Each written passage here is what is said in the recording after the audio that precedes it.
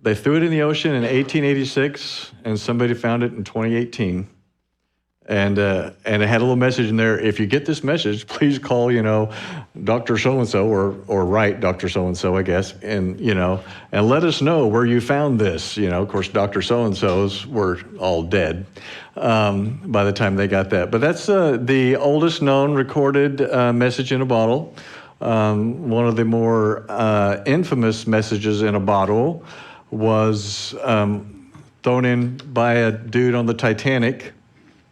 Third class, living down in the third class, got a bottle, put inside the bottle some holy water that his mama had sent him across the ocean with, and a message, and said, just want you to know I love you or whatever. And it was found like 13 months later, washed up on a shore somewhere, and it's just kind of crazy. And I just thought, why is that? Why is a message in a bottle so interesting? And I kind of think that there's this romantic sense of mystery, right, associated with finding a message that was carried by oceans, currents that nobody knew.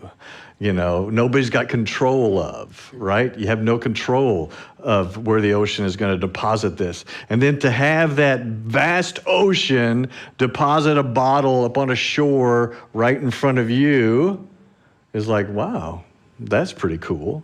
And so then you feel the sense of destiny and all of that, and this, it just makes the message bigger and maybe more mysterious for us, because we're captivated, I think, in our world by apparent coincidence.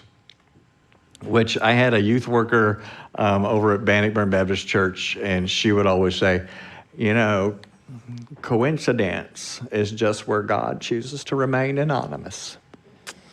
And I was like, well, yeah, that's true. And so then we started calling it, instead of a coincidence, we just call it a good incidence. And so, just so you know, no such thing as a coincidence, but there are lots of good incidences that happen in our world.